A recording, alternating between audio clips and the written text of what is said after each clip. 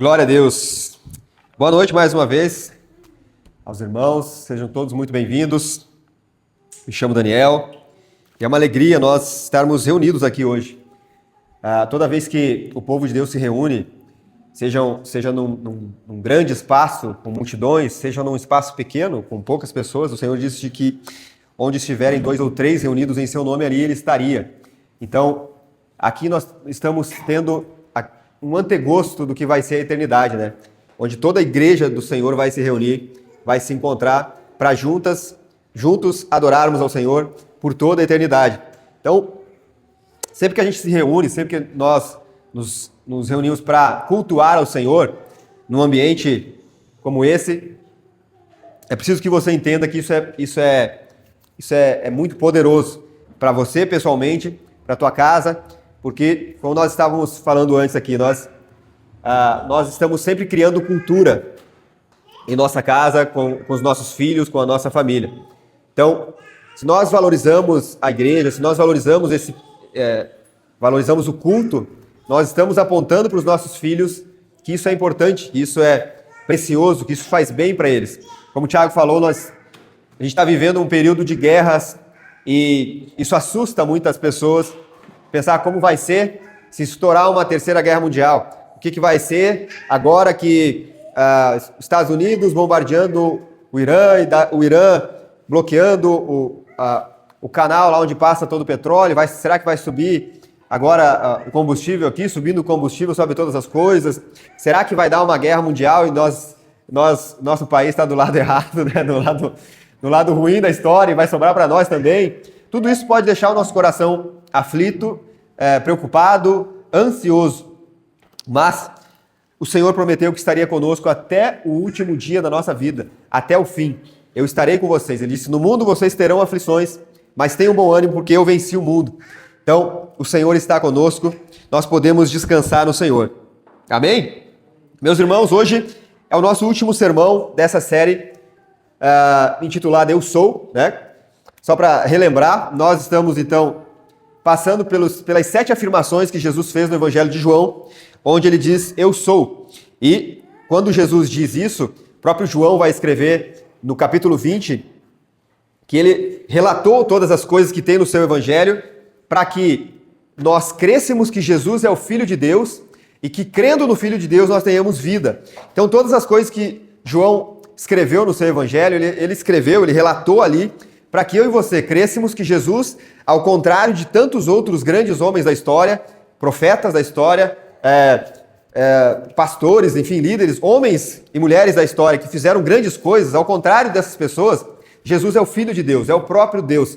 E que crendo que Jesus é o Filho de Deus, nós tenhamos a vida. Então, só para recapitular, quando Jesus fala eu sou, ali no Evangelho de João, ele está trazendo para si a identidade de Deus, né? Lá em Êxodo, capítulo 3, se não me engano, Deus aparece para Moisés naquela sarça ardente e envia Moisés para salvar o povo do Egito. E Moisés pergunta, quando eu chegar lá, o que eu vou dizer para qual foi o Deus que te mandou aqui? Como é que é o nome do Deus que te mandou aqui? Ele diz, eu sou o que sou. Então, quando Jesus fala isso, ele usa o mesmo termo que Deus usou lá em Êxodo para Moisés. Isso escandalizou, obviamente, os judeus, os fariseus da época, porque tinha um homem na frente deles usando a mesma expressão que Deus usou lá no Antigo Testamento e que, para o judeu, para os fariseus, usar essa expressão era uma blasfêmia, era algo, eles tomavam muito cuidado para usar o nome de Deus. E nós vimos então no nosso primeiro sermão que Jesus é o pão da vida. João 6,35, ele disse, eu sou o pão da vida, e quem vem a mim jamais terá fome. Jesus é o nosso alimento espiritual. Para a fome que todo homem tem interior, Jesus agora ele se apresenta como sendo o pão da vida que sacia de fato, o nosso provedor de fato. Ele é o próprio sustento. Nosso segundo sermão foi em João 8, onde Jesus afirmou ser a luz do mundo. E Jesus aqui se revela como aquele que traz a verdade, que clareza, ilumina os nossos caminhos, lâmpada para os nossos pés, luz para o nosso caminho ao Senhor.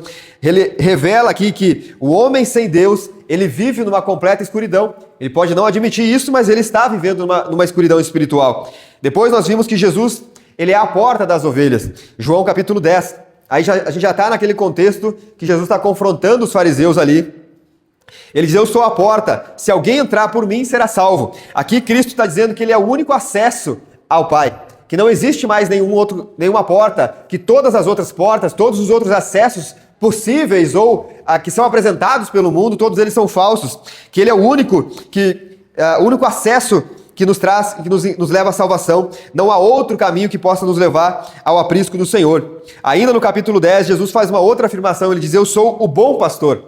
Naquele contexto em que, lembra que o rapaz tinha sido curado, ele era cego de nascença, foi curado, saiu contando para todo mundo, os líderes religiosos chamam ele, quem é que te curou? Eu não sei quem foi, eu não sei quem é o cara, eu só sei que eu era cego e agora eu estou vendo.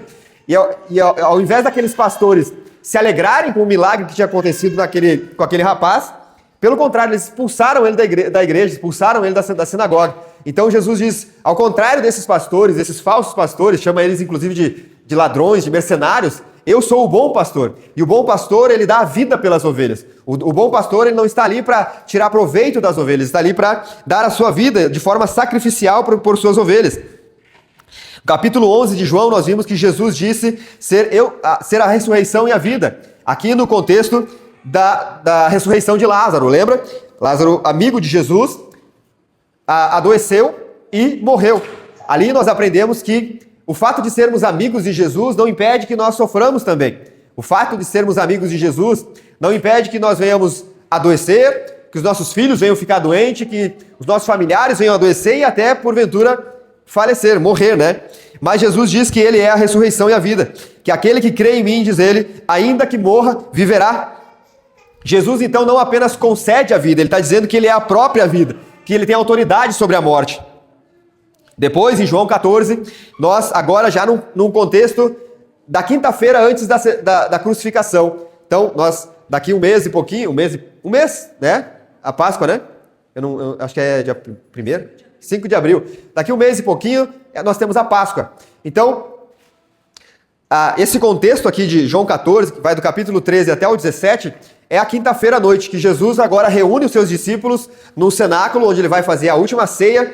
Ele vai estar comendo lá, todo mundo faceiro, na festa, jantar da família, e daí Jesus diz, um de vocês vai me trair. Coisa boa, né? Todo mundo comendo feliz, na família, e Jesus olha para eles assim, um de vocês vai me trair. Os discípulos começam a perguntar, será que fosse eu? Será que vai ser o Gabriel? Será que vai ser o Tiago? Quem vai ser?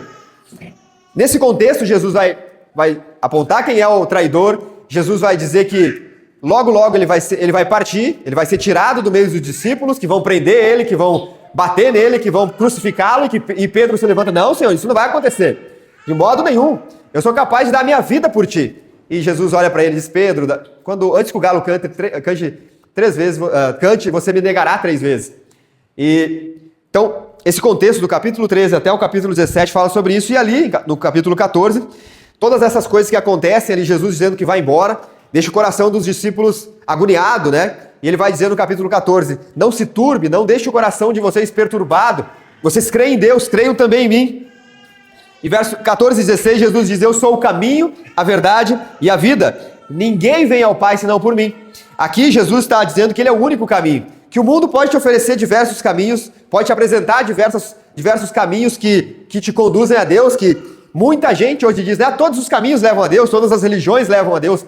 Isso é uma mentira. Nós vimos que Jesus aqui, ele elimina todas as outras possibilidades.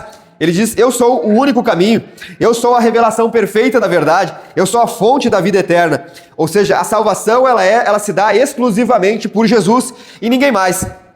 E hoje, meus irmãos, no capítulo 15 que nós vamos ler, eu queria que você abrisse sua Bíblia aí, no capítulo 15 de João, do Evangelho de João, Jesus faz essa última afirmação. Ainda nesse contexto, no finalzinho do verso 14, Jesus vai dizer, eles terminam ali a ceia e as coisas que eles estavam tratando ali, e Jesus, então, fala para os seus discípulos, vamos sair daqui, e Jesus vai fazer essa afirmação, eu sou a videira verdadeira. A verdadeira vida espiritual, ela flui somente de uma união com Cristo, e mais, de lugar nenhum mais. Sem Ele não há fruto, sem Cristo nós não produzimos nada que glorifique a Deus. Então, quando Jesus se revela como pão, ele diz que ele é o nosso sustento. Quando Jesus se revela como sendo a luz do mundo, ele é a revelação da verdade. Você quer andar dentro da verdade? Então, creia que Jesus é a luz do mundo, Jesus é o acesso à salvação, é o cuidado de um pastor, é a vitória sobre a morte, é exclusividade na salvação e é a fonte da vida eterna. Bendito seja o nome do Senhor. João capítulo 15, então, nós vamos ler do verso 1 até o verso de número 8. E tu vai perceber que aí uma palavra se destaca, ela se repete várias vezes. Amém? Todo mundo achou?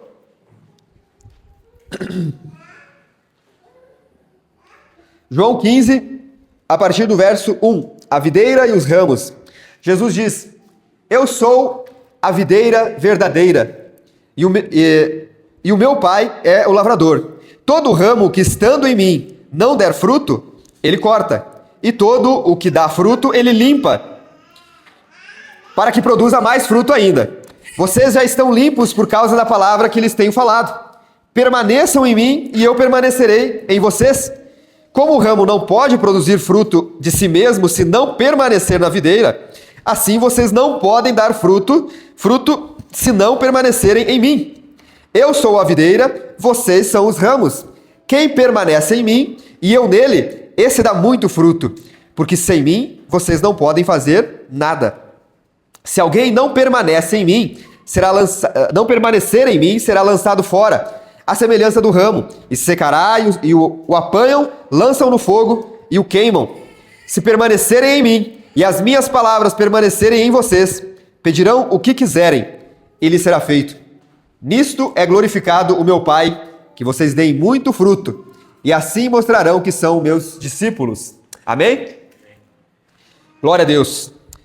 Então, aqui é o discurso final de Jesus.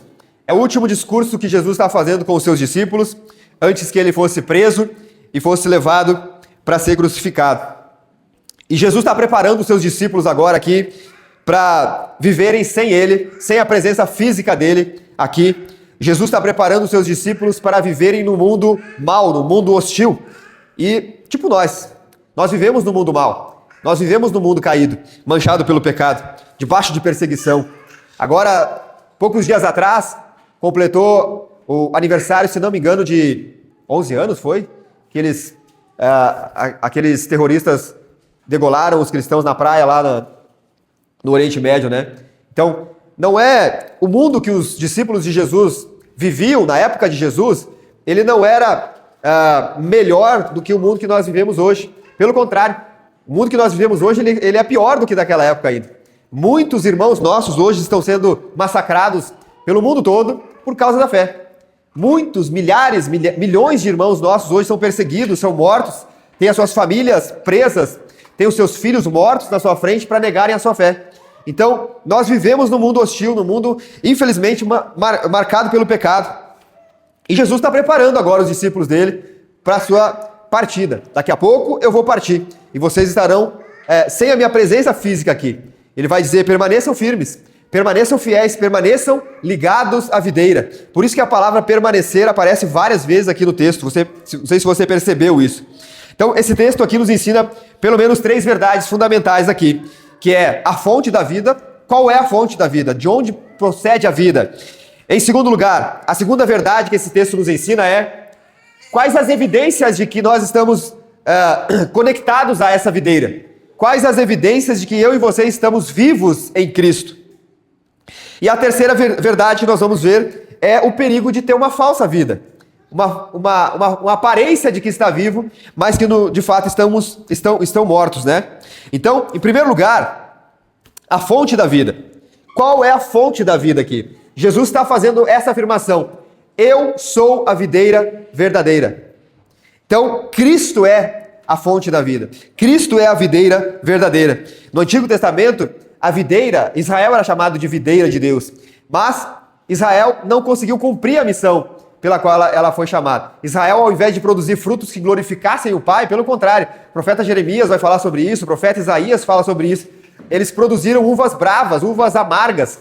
Então, Israel falhou, fracassou em produzir frutos que glorificassem a Deus. E Jesus, declarando isso, ele diz: eu sou Israel perfeito. Eu sou a videira que cumpriu o seu propósito. Eu sou o cumprimento perfeito da promessa de Deus. A única fonte legítima de vida espiritual nós encontramos somente em Cristo. Então, A igreja não é a videira, meus irmãos. O ministério não é a videira. Os talentos que você tem não é a videira. Eles não podem produzir e te dar vida. Procedimentos estéticos não são a videira, né? Nós vivemos nessa época em que muitas pessoas tentam prolongar a sua juventude, né? A pessoa tem 60, 70, 80, 90 anos e elas tentam fazer tudo quanto é tipo de procedimentos, de coisas para que prolongue a sua juventude, para que tenha mais vitalidade. E em si não tem problema com isso. Mas isso não é a videira verdadeira. Isso não pode trazer para você a vida verdadeira. Os nossos bens, meus irmãos, não podem trazer vida para nós. A nossa família, os nossos filhos, o nosso cônjuge, eles não são a videira verdadeira. Nós, às vezes, chamamos os filhos de minha vida, ou os casais mais românticos, né, que chamam...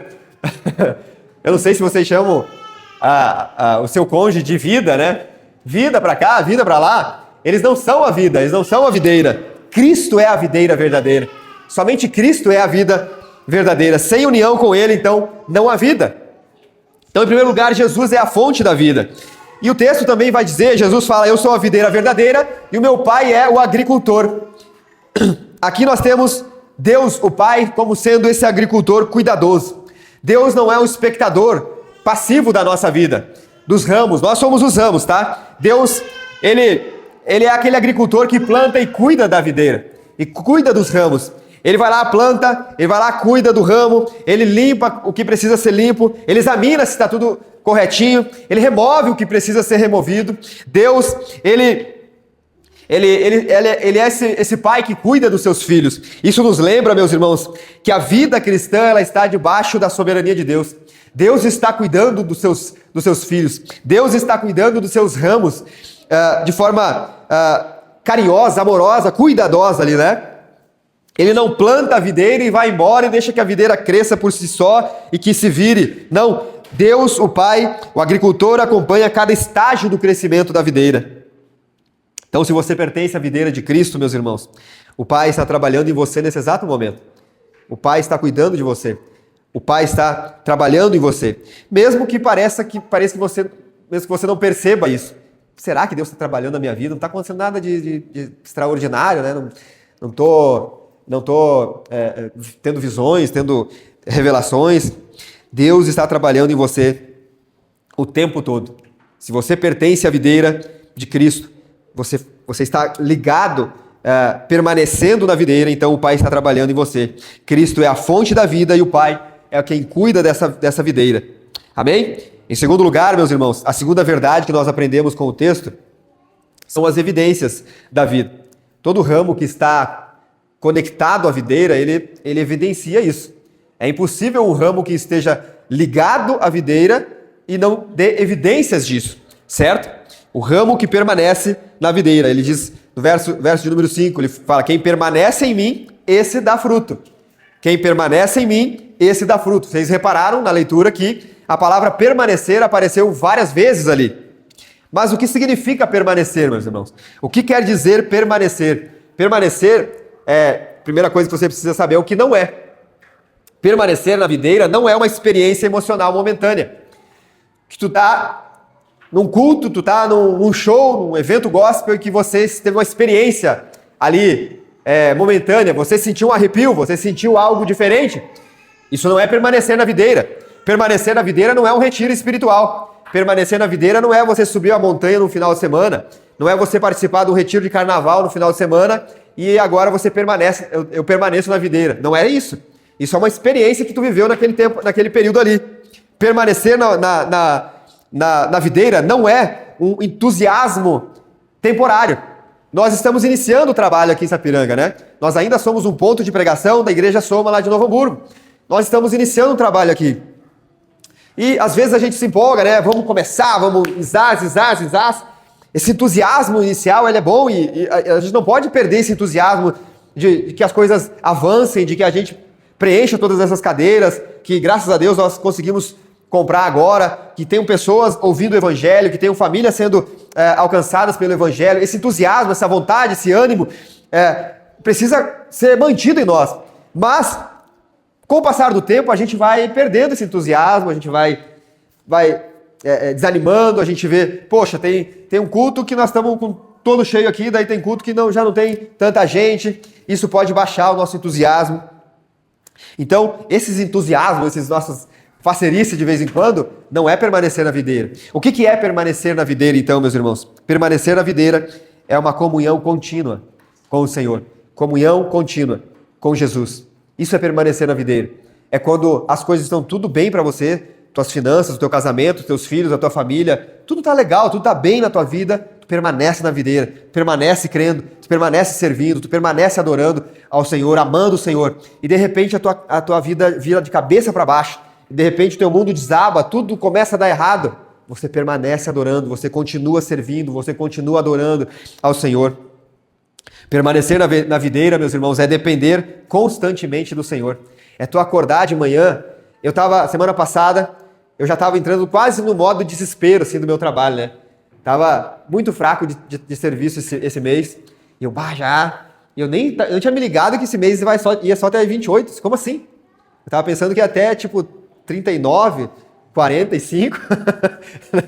Tava na esperança, né? Vai que mude o calendário, esse mês vai até 45 de fevereiro, que daí eu consigo esticar o mês, certa hora vai aparecer. E aí na sexta, a patroa manda um zap lá pra mim. Como é que tá de projeto aí e tal, né? Tô zerado aqui, tô clamando que Deus envie um corvo pra trazer pão pra nós aí, né? E ela disse, então, te prepara aí que eu preciso entregar vários projetos até segunda-feira de tarde, né? Então eu tô sem dormir desde sexta-feira, quebrando o pau lá para entregar o máximo que eu consegui de projetos. E ela mesma falou, né, para mim, eu disse para ela que eu estava entrando nesse modo de desespero. Ela disse, não, Deus cuida, ela disse. E é verdade. Quando a gente permanece na videira, tu sabe que amanhã, quando você acordar, quem vai providenciar para você o seu novo dia é Cristo, é a videira. Hoje pela manhã, quando nós abrimos os olhos para mais um dia, foi a videira que fez isso. Foi Jesus que fez isso. Ele que nos deu essa oportunidade. Renovou sobre nós a sua misericórdia e nós estamos vivos hoje. Amanhã, quando tu sair para o teu trabalho, saiba que você só tem um trabalho amanhã porque a videira está fornecendo sustento para a tua casa. Quando você sentar para tomar o café da manhã, a tua primeira refeição, o almoço do meio-dia, sente ali e saiba a videira verdadeira. Jesus providenciou isso para minha casa, para minha família. Não foi a força do meu braço. Tu saiu, tu trabalhou, tu se empenhou, tu correu atrás. Mas, em última instância, em primeiro lugar, a videira forneceu para você o sustento. Então, dependência constante da videira. Permanecer na videira, meus irmãos, é uma obediência perseverante. Tu persevera na obediência do Senhor. Vai ter momentos na tua vida que as circunstâncias, o diabo, o mundo, todo mundo vai te empurrar para tu abandonar tudo, para tu largar tudo, para tu desobedecer, para tu seguir pelo caminho errado, para tu seguir por um caminho mais fácil. Continue obedecendo. Isso é um sinal, uma evidência de que você permanece na videira. Amém? Permanecer, então, é viver consciente de que nós dependemos totalmente da seiva que vem de Cristo. Isso é permanecer na videira. Agora, qual a evidência de que o ramo, que somos eu e você, permanece na videira, né? O fruto é a evidência de que nós permanecemos na videira. Todo ramo que permanece na videira, ele dá fruto. Amém? E aqui há uma certa confusão e um erro que muita gente comete, né? Dizer que fruto é uma igreja cheia. Eu já ouvi diversas vezes isso. A pessoa está indo numa igreja que tem bastante gente, mas o pastor dessa igreja, por exemplo, é um lambaia, né? É um sem vergonha. Mas a igreja está cheia. E as pessoas dizem, o cara é um sem vergonha. O cara trai a esposa direto. O cara é um vagabundo, mas olha o fruto que ele está dando. A igreja está cheia. Então, a igreja cheia não é sinal de fruto. Não é sinal que tu está produzindo frutos que glorifiquem a Deus. O fruto, meus irmãos, ele começa a trabalhar dentro de nós. O que inclui o fruto? O fruto inclui, então, em primeiro lugar, o fruto inclui um caráter transformado. A gente vai lá para Gálatas capítulo 5, onde a Bíblia e Paulo fala sobre o fruto do Espírito. 5:22. O fruto do Espírito é amor, alegria, paz, longanimidade, benignidade, domínio próprio. Então, o fruto começa aí dentro, onde ninguém pode ver. Não são nas coisas que vocês veem eu fazendo que começa o fruto. O fruto começa no nosso coração. O agir do Espírito de Deus dentro de você, trazendo santidade, uma progressão de uma vida que vai sendo santificada a cada dia, né? A santificação, meus irmãos, ela começa na nossa conversão. Quando nós nos convertemos, quando nós aceitamos Jesus, quando nós entregamos a nossa vida para Jesus, nós somos definitivamente salvos. Mas ali começa um processo de santificação que dura toda a nossa vida. Todos os dias da nossa vida nós vamos sendo santificados. Nós temos um caráter transformado, nós nos tornamos humildes, nós reconhecemos os nossos pecados, nós reconhecemos a nossa dependência de Deus, reconhecemos a nossa dependência do nosso irmão, da igreja de Jesus. Nós amamos o Senhor, nós somos mansos. E essa virtude, né, a mansidão, ela não é uma virtude que se origina do homem, da natureza humana. Ela é um fruto dado pelo Espírito Santo. Muitas pessoas acham que mansidão é sinal de fraqueza, né? O cara é um cara manso, então ele é um cara fraco. Muito pelo contrário. A mansidão, meus irmãos, ela é a capacidade dada pelo Espírito Santo de nós sabermos controlar a força e aplicar ela corretamente. Isso é mansidão. E isso é uma característica do fruto do Espírito agindo em nós. O que mais? O domínio próprio. As nossas vontades não dominam mais a gente, né? Nós não somos mais dominados pelos nossos desejos. Por quê? Porque nós estamos ligados à videira, e a vontade da videira é que sobressai em nós. Ela comanda a nossa vida. No segundo lugar, agora sim, depois que a obra do Espírito começa em nós, depois que a videira... tu imagina uma planta, uma videira, os nutrientes eles começam a chegar no ramo de forma interna. Você não consegue ver eles aparecendo ali. Mas quando eles chegam ali, eles começam a produzir frutos externos. Aí que aparece o cacho da uva, aí que aparece a laranja, aí que aparece o fruto, entendeu? Então, antes começa dentro de nós. Depois, é natural que vá sair nas nossas atitudes práticas. Então, nós servimos de forma fiel, servimos a igreja, servimos a nossa família, servimos a comunidade. Nós nos tornamos generosos com o nosso próximo, generosos com a missão de Deus. Nosso bolso é convertido também, né? Nós nos tornamos líderes piedosos dentro da nossa casa, pastoreamos a nossa casa. Nós damos testemunho público. O fruto, as boas obras visíveis, elas nos acompanham por onde quer que a gente ande. Boas obras visíveis. Em terceiro lugar, uma oração eficaz. O verso 7 diz: se permanecerem em mim e as minhas palavras permanecerem em vocês, pedirão o que quiserem e lhes será feito. Quando eu e você permanecemos, esse texto é usado às vezes por muita gente, né, também de forma errada, dando a entender que, de fato, qualquer pessoa pode pedir o que quiser que vai ser feito, que você pode pedir o que você quiser que vai ser feito. Na verdade, nós vamos pedir o que nós quisermos se nós estivermos ligados à videira, e vai ser feito por quê? Porque o nosso pensamento está alinhado com a videira. Por isso que eu peço o que está de acordo com a videira. Eu não peço qualquer coisa, eu não saio pedindo qualquer coisa da minha cabeça, das minhas vontades. Por isso que é atendido. Por isso que eu posso pedir o que eu quiser e será feito. Por quê? Porque o ramo está diretamente assim, ligado, conectado com a videira. Então tu vai pedir coisas que estão de acordo com a vontade de Deus. E se tu orar e pedir coisas que estão de acordo com a vontade de Deus, é óbvio que Ele vai fazer, que Ele vai operar. Então os nossos desejos são moldados por Cristo, as nossas orações, elas se alinham à vontade de Deus. E nós vemos então, experimentamos as respostas do Senhor. E a resposta das nossas orações, elas apontam e glorificam a Deus. Nisto, verso 8, né? Nisto é glorificado o meu Pai, que vocês deem muito fruto. Então quando você dá muito fruto, meu irmão, minha irmã, você glorifica o Pai. Frutificar aqui, meus irmãos, dar muito fruto aqui, quem recebe a honra é o Pai, não é o ramo. Eu não dou muito fruto para que eu seja reconhecido, eu não produzo muito fruto para que eu me torne um cara famoso. Nisso vocês glorificam o Pai, que vocês deem muito fruto. Quando tu dá muito fruto, é o Pai que recebe a honra, é o agricultor que recebe a glória, é a videira que é honrada. O alvo, então, não é a nossa reputação. O alvo é a glória de Deus. O objetivo final da frutificação não é o nosso reconhecimento, a nossa fama. Pelo contrário, é a glória de Deus. Amém? O ramo que permanece, ele dá fruto. Certo? Uma segunda evidência do ramo que permanece, e essa não é uma coisa tão boa, é a poda. Todo ramo que dá fruto, ele limpa ou ele poda. E aqui é a parte talvez mais difícil de entender e de aceitar em nossa vida. Porque afinal de contas eu estou dando fruto e o agricultor vem e me poda. Como assim? Eu estou dando fruto e agora o agricultor vem e me corta e me poda. É difícil entender quando Deus te poda. É difícil entender quando tu está trabalhando, servindo e o Senhor vem e corta um pedaço de ti. Tira um pedaço de ti. Se eu estou dando fruto, por que então eu estou sendo podado? A poda, meus irmãos, ela é dolorosa, mas é uma atitude de amor do agricultor, é uma atitude amorosa do Pai conosco. Porque Deus aí na poda, Ele remove o nosso orgulho muitas vezes.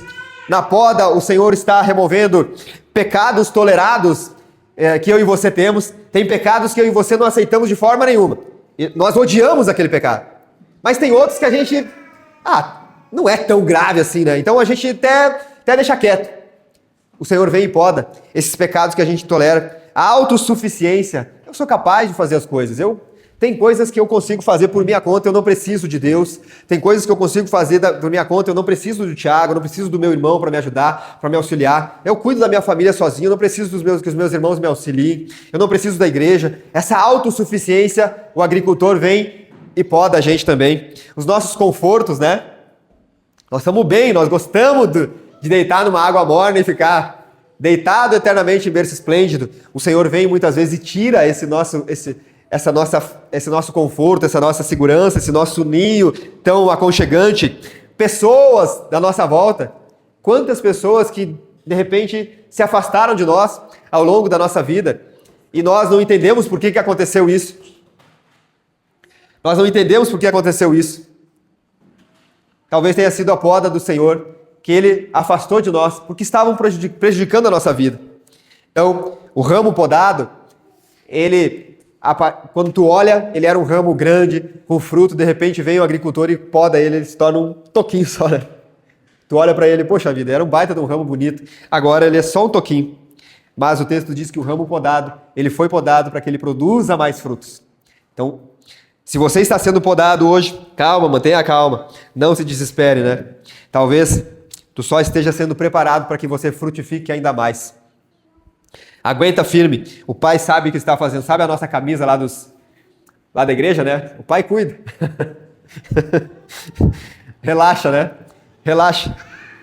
Agora, em terceiro lugar, meus irmãos, há um perigo aqui no texto que nós vimos. O perigo de termos uma falsa vida. Uma aparência de que estamos vivos, mas, na verdade, estarmos mortos. As consequências de não permanecer na videira. O verso de número 6 diz assim, se alguém não permanecer em mim, será lançado fora. A semelhança do ramo, e secará, e o apanham, lançam no fogo e o queimam. Aqui está, meus irmãos, uma advertência muito séria. Aqui nós temos advertências seríssimas comigo, para mim e para você. Em primeiro lugar, a primeira advertência que nós temos aqui é de ter uma aparência de que estamos vivos, mas estamos, na verdade, mortos. Existem ramos, meus irmãos, que aparentemente, olhando para eles estão ligados. Eles vêm no culto, eles participam, eles servem na igreja às vezes. Estão ali ativamente participando das atividades e aparentemente eles estão ligados à videira. Externamente eles estão associados à videira, eles são pessoas ativas religiosamente falando, mas que não possuem uma união vital com a videira verdadeira. São cristãos nominais que a gente chama, né? Cristãos da boca para fora, cristãos no papel apenas. Tem a carteirinha de membro da igreja, mas não estão ligados à videira. É somente no discurso que são ramos da videira, mas na prática eles são como quem aparenta estar vivo, mas vem o Senhor da igreja que conhece o meu coração e o seu, e ele diz, você está morto. Então essa é a primeira Primeira coisa que tu precisa sondar no teu coração. Você tem vivido uma aparência de quem está vivo, uma aparência de cristão, uma aparência de quem serve ou está conectado com a videira? O segundo alerta aqui é o processo que é descrito aqui por Jesus, o processo do fim, né? Em primeiro lugar, ele diz que esse ramo que não permanece na videira, ele seca. Aqui, secar, meus irmãos, é a perda gradual da sensibilidade espiritual. Você começa deixando a comunhão da igreja. Você começa vindo eventualmente nos cultos.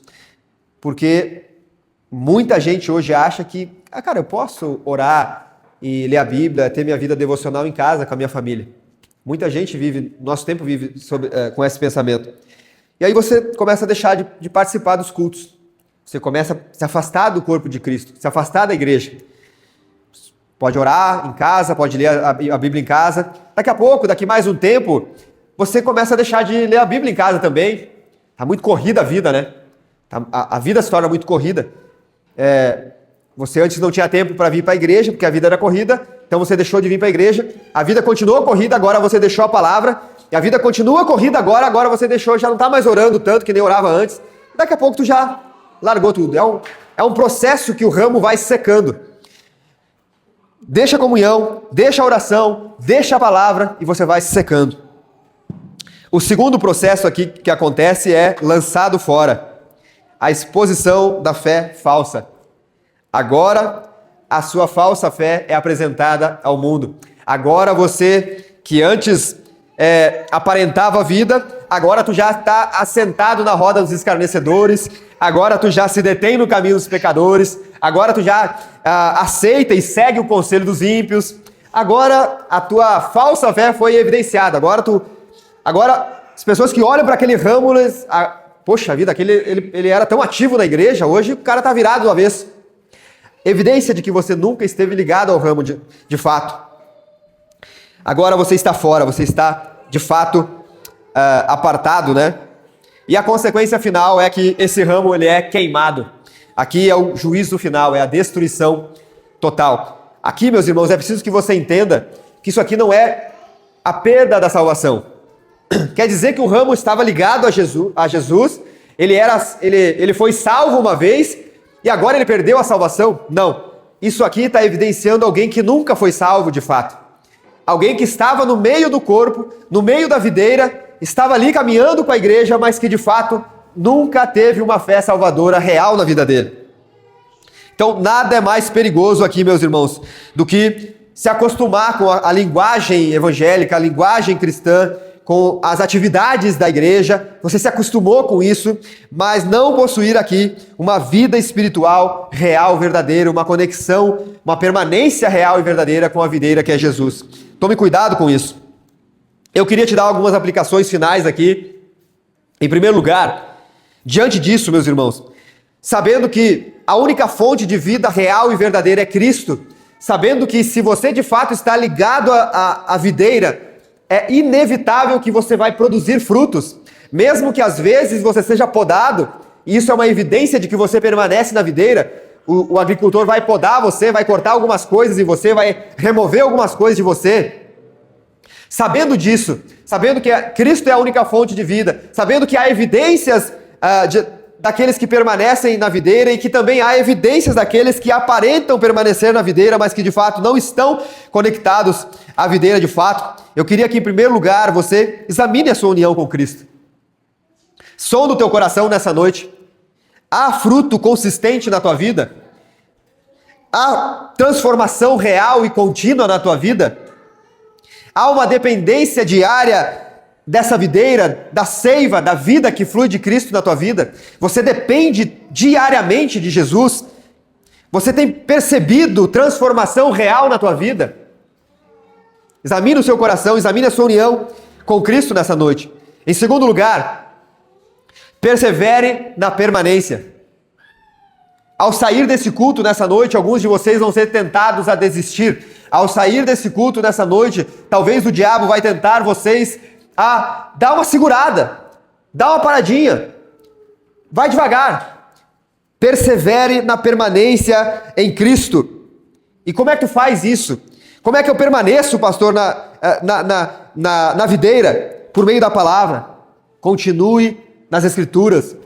Leia as Escrituras diariamente. Por meio da oração. Ore ao Senhor constantemente. Por meio da obediência à sua palavra. Por meio da comunhão da igreja. Persevere na permanência. Em terceiro lugar, não despreze a poda. A dor pode ser um instrumento de Deus para que você gere uma frutificação maior mais para frente. A dor que talvez você esteja sofrendo hoje por causa de uma poda que o Senhor te deu, ela servirá para mais para frente você produzir mais frutos que glorifiquem a Deus. Amém, meus irmãos? Para terminar, em um mundo caído, lembra que Jesus estava preparando os discípulos para viverem sem a presença física dele em um mundo caído. Um mundo que ia perseguir, ia atormentar, ia oferecer para eles várias distrações. Nesse mundo caído, a cultura vai te chamar para você viver de forma autônoma, para você viver por conta própria, longe de Deus, longe de Cristo. O pecado vai te chamar para que você viva de forma independente. O orgulho que tem em nosso coração vai nos chamar para uma vida de autossuficiência. Mas Jesus declara para você nessa noite: sem mim, vocês não podem fazer nada. O mundo vai te chamar para uma vida autônoma, para uma vida independente, autossuficiente. Jesus declara para você nessa noite: não, sem mim, vocês não podem fazer absolutamente nada. A vida cristã, meus irmãos, não é um esforço isolado. A vida cristã é uma conexão constante com a videira que é Jesus. O ramo, ele não luta, ele não se esforça para produzir fruto. Ele apenas permanece na videira. Permaneça na videira que naturalmente você vai produzir frutos. Permaneça em Jesus que naturalmente você produzirá frutos que glorifiquem ao Pai. A sua vida vai glorificar a Deus. A grande pergunta então, meus irmãos, nessa noite, não é se você conhece a doutrina da videira. Já ouviu falar da doutrina da videira? Já ouviu uma pregação sobre a videira? Essa não é a pergunta. A pergunta que eu faço para você nessa noite: você está ligado à videira verdadeira? Você de fato está ligado à videira verdadeira? Porque onde há permanência real, há fruto abundante. Onde há fruto abundante, o Pai está sendo glorificado. Amém, meus irmãos? Amém? Avalie se você de fato está na videira, está ligado, você é um ramo que está conectado de forma vital à videira verdadeira. E quando Jesus diz que ele é a videira verdadeira, ele está afirmando isso porque havia uma videira falsa. Existem videiras falsas que vão querer que você se conecte a ela, que elas vão produzir vida. Aos poucos você vai secar, aos poucos você vai ser lançado fora, e aos poucos você vai finalmente então ser lançado no fogo para ser exterminado. Tome cuidado com isso. Vamos orar? Bendito é o nome do Senhor. Pai, nós te agradecemos.